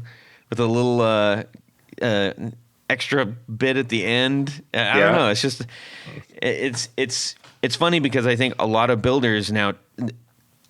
We've referenced this before. I'm sorry if we're covering, ground for those who've been listening a long time, but it's when you have one singular person designing everything on it, it is very difficult to stray away from symmetry. Mm-hmm. And I think that's part of the magic of some of these older styled instruments that may have had a few more hands in it than a lot of guitars that are being made currently. Yeah, I think that's just a theory. It's just a theory. It's not a fact. Okay, got a couple more questions here. Let's see. We mentioned the Beatles. Obviously, they're a huge part of this story. How did they get involved with the Beatles? The John Lennon walked into a guitar shop in Hamburg, Germany, when they were a bar band. Everybody knows about that. Mm-hmm. And they wanted American guitars. George Harrison had a famous story about how he was moments away from buying a Stratocaster in Liverpool once, and a guy with, who had the cash on him from Rory Storm and the Hurricanes, I don't remember, got the guitar first. And how he was always like, I wish I'd have gotten it, because he had wanted an American guitar, because they had this is predating McCartney on the Hofner. This is they didn't have good instruments yet, and so John Lennon had seen the late great Toots Thielman's playing a Rickenbacker on the cover of a George Shearing Quintet album, and so he recognized the shape and got acquainted with the name. They probably didn't have a lot of literature around about them, but he just probably remembered it, and then went into a store in Hamburg, and they had the guitar that he bought, and they said, "Oh, that's that brand." And John Lennon was not a big guy. He says, the Beatles are little skinny guys, and he it just suited him, and he was, he wasn't a Waylon Clapton-esque player. He was a strummer and knew all the fancy jazz chords and broken chords from playing plectrum banjo and stuff. Not plectrum banjo, but playing banjo, and got it. And I think I read somewhere that George Harrison was like, he might have paid it off. He got it on he got it on hire purchase, which is like layaway. And he's like, I'm not sure if he paid it off or not, but anyway, he got it and just loved it. And that's the little blonde 325 with the Kaufman vibrato that everybody knows about. And then later George got the black Gretsch Duojet. And I think that between wanting to have matching guitars because they thought it was cool, and also he had probably dropped it a few times and scratched it up. Yeah. So he got his guitar refinished in black, and it's apparently a pretty crap job, like done with a paintbrush or whatever. Probably, yeah. Anyway, so that was how he got started, and then somebody hipped. Oh, and then George came over to America about 6 months before the Ed Sullivan show. Maybe not 6 months, but a few months before the Ed Sullivan show. And he bought a 425 that was also he had that guitar painted black as well. Yeah, it was refinished. It was refinished. And so somebody found an early shot of them playing on Thank You Lucky Stars or one of those British TV shows of the two guys playing the Ricks, and somebody hipped FC Hall and said, you got to get an audience of these guys because they're going to be the next big thing. Mm-hmm. And you need to get on this. And somehow, miraculously, they got, the ear of Brian Epstein and a famous story about them meeting in New York. The first part everybody knows, which is that Mr. Hall set up a hotel, a large hotel suite with their guitars, like a miniature NAMM show.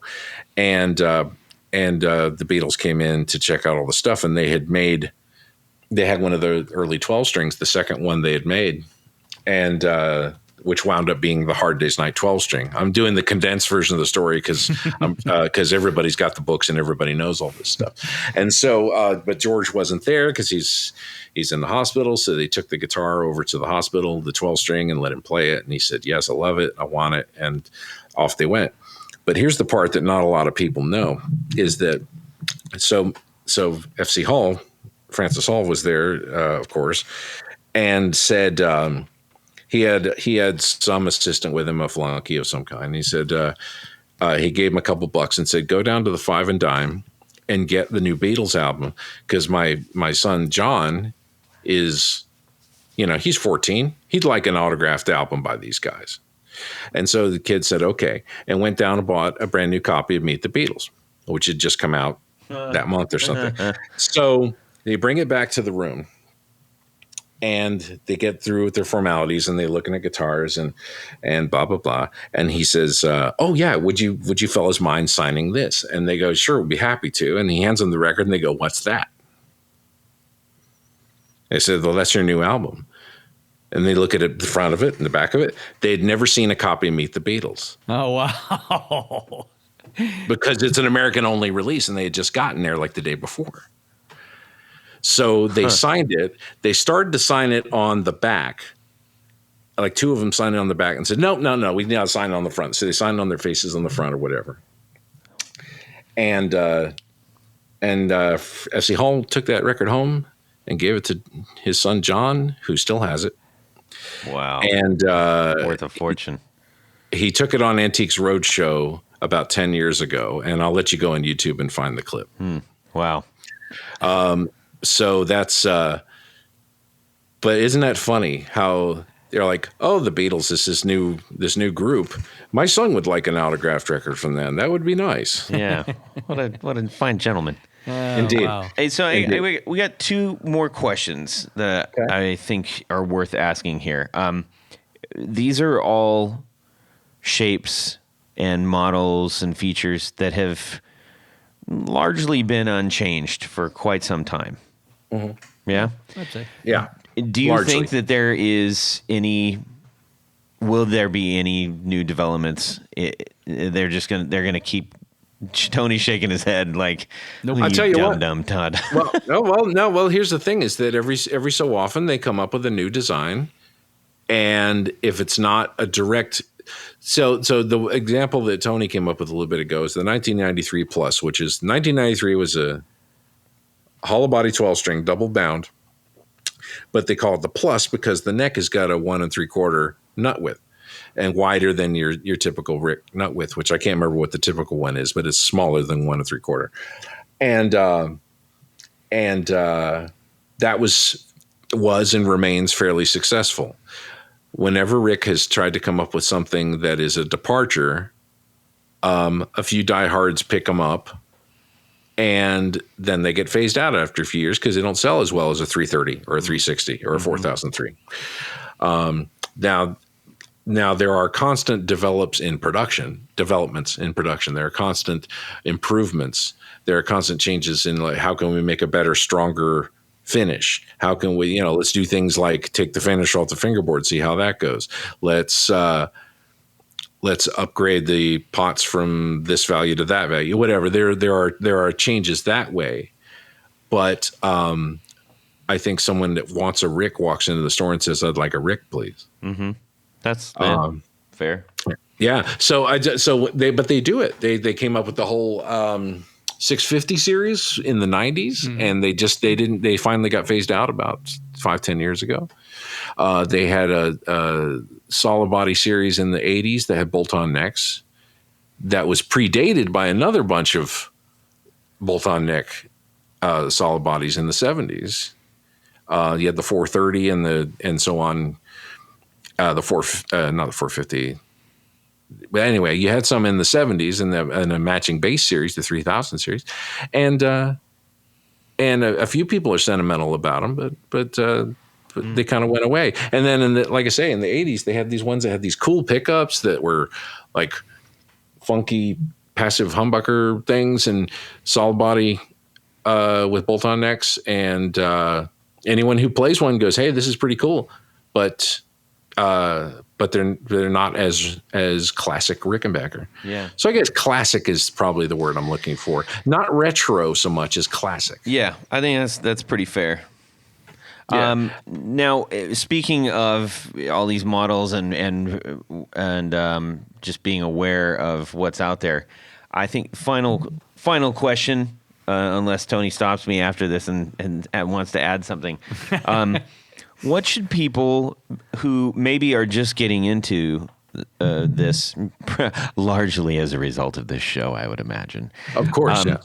What should people either look for or be wary in buying a used one? Because I think most of our audience sort of revels in the used market. Mm-hmm. I want to chew on that for a minute. Tony, do you have any suggestions about that? Well, I think, obviously if you're getting a vintage piece, you'll want to make sure that the parts are of the same era. In other words, the pickups haven't been replaced, the tuning machines haven't been replaced. If it's too good to be true, it probably is. It probably is. Yeah. But I tell you, I've believed for the longest time that some of the newer models, and I'm talking things post 1985 and up, I think are some of the best made Rickenbackers. So I don't think you can go wrong with a newer model. Even buying something that's 10, 15 years old, it's going to be a decent instrument. Yeah. Well, and they're still like comparably priced. It's hard that they just kind of used ones are virtually. I mean, they're right in the same ballpark. Well, part of it is there was a period of time where there was a shortage, where dealers were waiting a year and a half, maybe longer, to get new models in. So the used market for Rickenbackers, sorry. I reverted. Oh, Tony. I reverted. Tony. But there was that period of time. So I mean, I think that's what kind of drives the price. But I still feel, even with, I know the newest models, the 21s, and I mean, I'm sure the 22s might be $100 more or whatever. I still think they're one of the best value guitars, American-made instruments, because there's nothing else like them. And if that's the look and the sound that you're going for, that's the only place you're going to get it. Yeah. Well, the joke I make is whenever I meet someone who is either anti-Rick or just shrugs their shoulders and goes, it's not really for me, that, it's not my job to convince them. Even when I worked there, it was never my job to convince them that it was the guitar for them. I shrugged and said, "Oh, more for me." But, I think, so somebody like the Billy Joe Armstrong example, he has a Jekyll 360. He's customized it where he took all the knobs off the pickguard and has I bet you, Tony, you probably made the guard for him, where it's just got one volume knob with no toggle switch or anything. But that is, as far as I know, that's the only modification he made to the thing, and it still sounds like Green Day.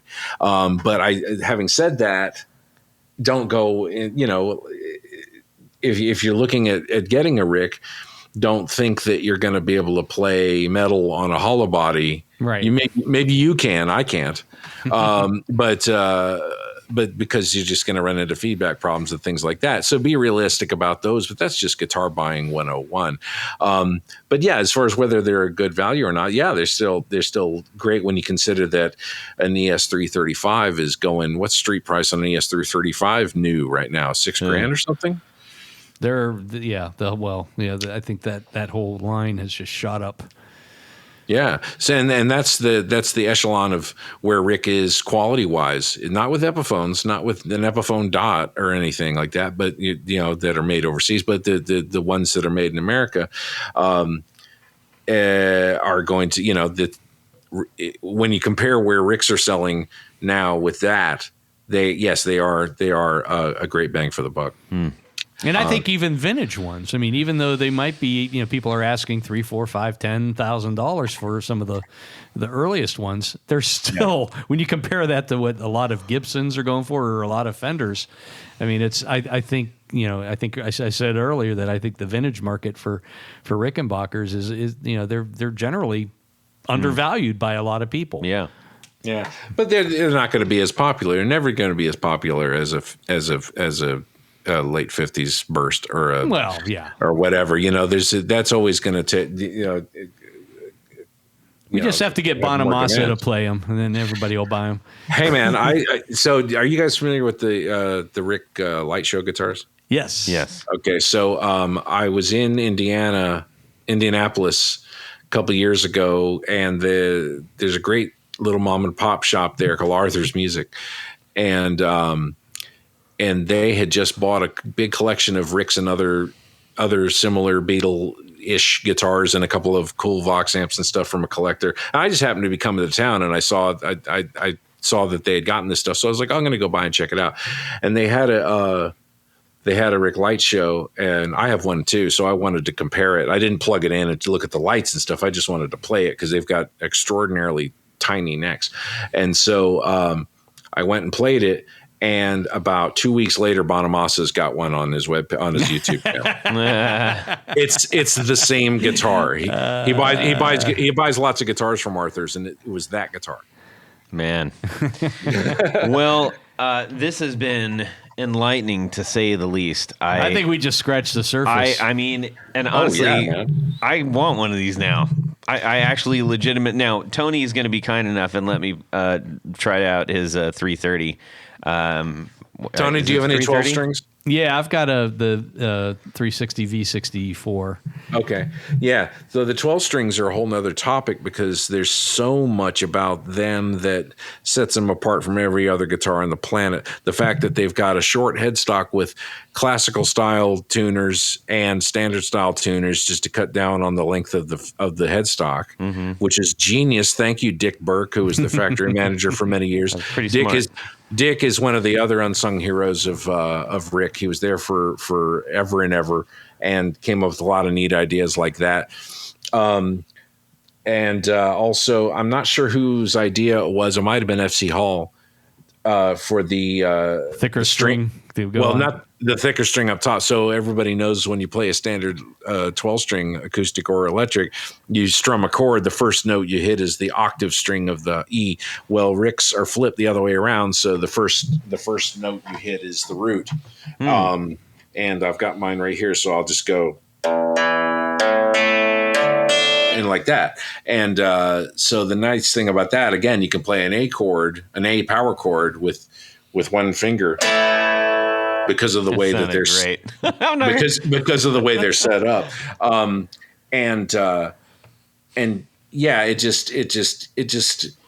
it's just all those little ingredients that add up to make the 12-string great. I would play in my band. I would play 12-string all the time, except that I need to do solos with bending notes sometimes, which is why I got a double neck.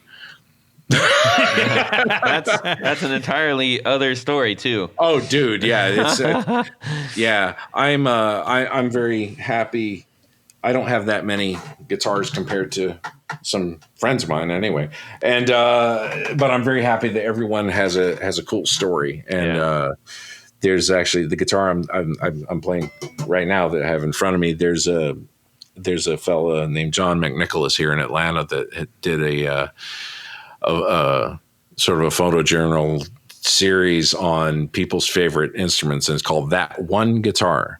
And it's not restricted to guitars. He went with people that their favorite musical instrument, so it could have been a clarinet or whatever, a favorite drum or whatever. And I was lucky enough that he did one on me and this 12 string I have here, which I got for my 18th birthday. So that's cool.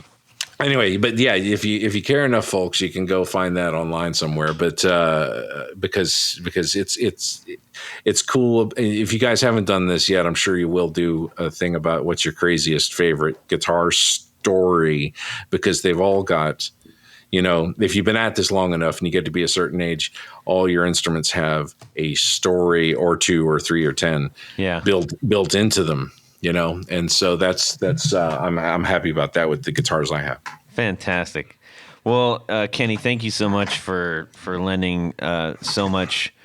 Usually Tony's the one with the air, and we appreciate you sharing so much of it to get this show so heavily laden with great details and everything. Thank you so much for asking me, Tony. Tony is a dear friend and has been for many years, and has we've we haven't gotten to see each other very much lately, so I hope we can rectify that at some point. Absolutely. Exactly. You guys have another moment to share right now, because we're going to play a little game called Would You Rather?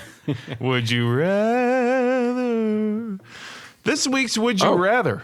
Yeah, we're going to play Would You Rather. This week's Would You Rather.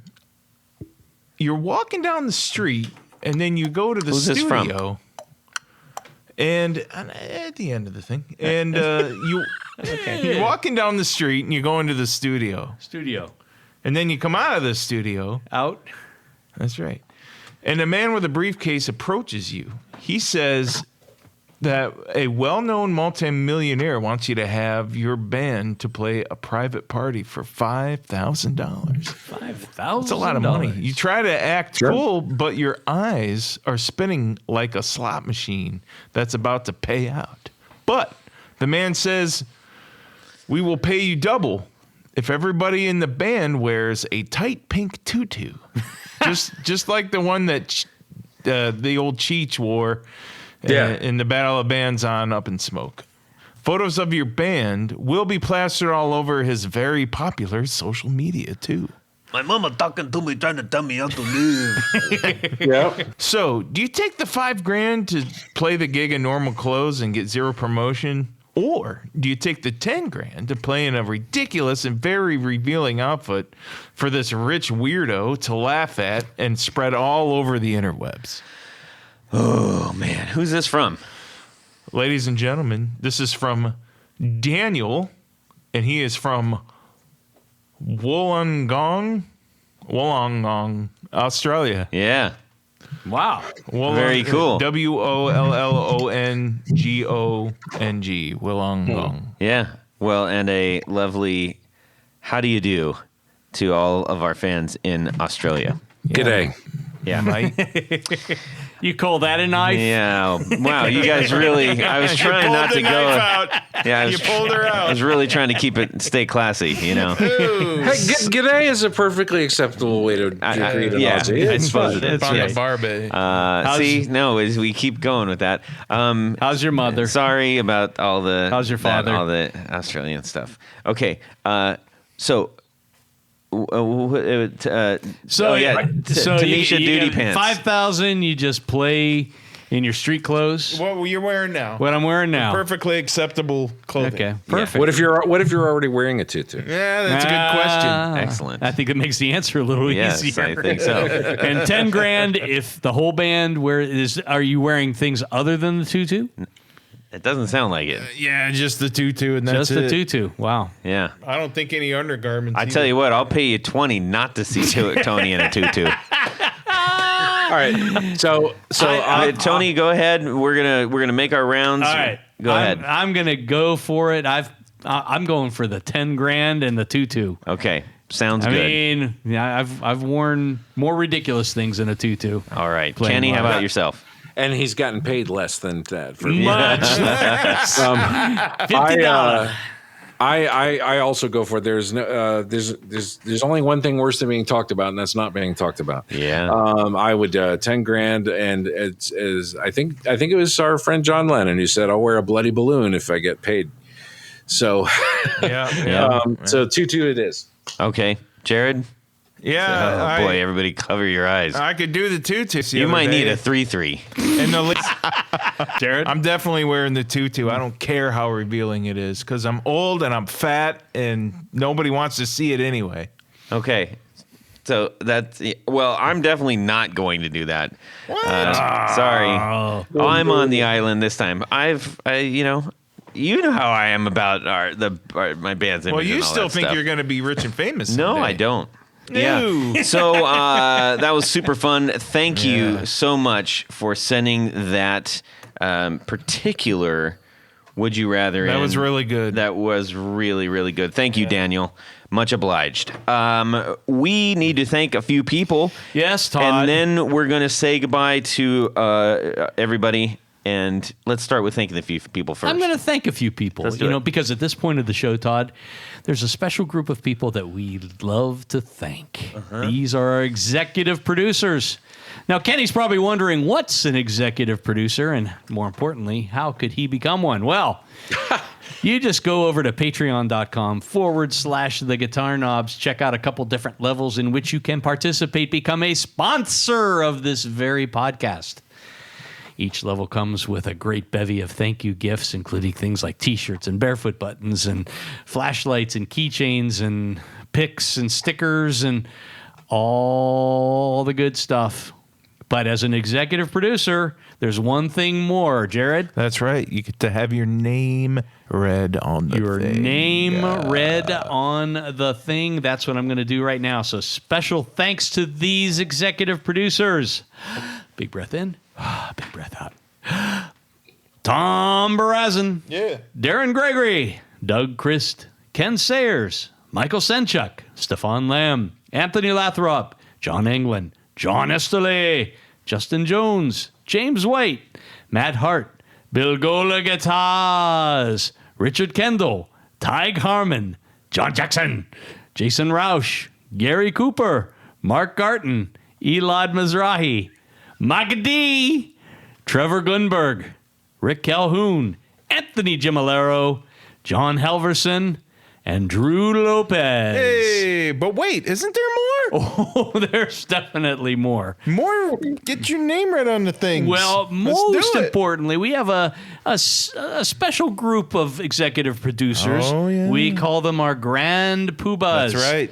These folks get to wear a fez upon their heads while listening to the podcast. Orange fezzes. Orange fezzes. Nice. They get all kinds of great stuff. Yep. So special thanks to these Grand Poobahs. Jonathan Jerusik, Corey Nigro, David Kaminga, Science of Sound, Cody Foster, Sean S. Tommy Manasco, Adam Johnson, Steve Keys, Tim Novak, Tyler Rhines, James Pennington, LSJ Music Company, John Williams, Johnny Morales, Mel Sanders, Bob Crouch, Sam Jett, Michio Murakishi, Martin Cliff, Hex Matos, Michael Van Zant, Andrew DeHaan, Brian Robinson, and John Daly. Yeah, all right. We love you. We certainly do. Thank you all so much for chipping in and your constant support for us. We really, truly do appreciate it. Kenny, where could people maybe find you on the internet and get into what you're doing out there? I've got a couple places. I'm on reverbnation.com. So it's reverbnation.com/Kenny Howes. My last name is Howes. Howes. I have a page on Facebook, facebook.com/Kenny Howes fan page. I am also on all the usual places like Bandcamp and CD Baby and such wherever you purchase music. Some of my stuff is on Spotify. I'm working to get all of it on there. And I am a singer-songwriter in the power pop genre who has... How many albums do I have? 8. And so I've got. Those are all self-named. The band. Your So music? it's under my name, Kenny Howes. Okay. And so yes, you can find all that stuff wherever you like to purchase music, and that's that's where I am. Drop me a line, say hi, show me pictures of your guitars, and we'll talk some more about it. Cool. Tony? Nice. I can. By the way, I'll play you out when we're done. I've got a thing I can play for the end of the podcast. Sounds good. Sounds good. We don't have to on. pay royalties or anything on that, do we? Only to me. Tony? Why don't you head over to pickguardian.com, check out some of the things that I have available for sale. Lots of Rickenbacker stuffs are available for sale. I always say, though, this stuff can be custom, so you might want to send a tracing. There's some series out there, and I'll let you know if you order something and I need a tracing or need you to send the guard. Yeah. But by and large, what I do is custom. Shoot me an email, let me know what you need. I might even have some good ideas to make your special project even more special. Yep. All the cool materials. I have personally sent Tony my own personal pick guards at least half a dozen times, and they always come back in better shape. Well, that's what I hope. Even though they do go through the post office. Yeah. That's right. Jared, how about yourself? Where can people find you? Get a hold of me on the Guitar Knob social media messaging things, and I will have a future Instagram thing too. I've been hearing about Yes. this future thing for now the last 3 months. What gives? If we keep saying it's going to happen, it'll happen at some point. Yeah. If you build it, they will come. Yeah. Just remind me one day, and I'll make it. Yeah, Nice. well, we do every week. But anyways, so you can drop me a line, Todd at theguitarknobs.com, and also at guitarknobs on Instagram. We would love to hear your stories. We'd love for you to share your four on the floors and give us some would you rathers, people. That last one from Daniel was spectacular. Top that. Woo-wee. That's good. So hopefully we all know a little bit more and appreciate a whole lot more the world of Rickenbacker guitars. Or as they say in England, appreciate. Appreciate. Yes. Appreciation. Who knew? If he does hear this, I'd like to say hi to my old boss John Hall and the owner of Rickenbacker, and hope all is well, and hope to see you and yours soon. Excellent. Hey, everybody, have a fantastic guitar week. And subscribe!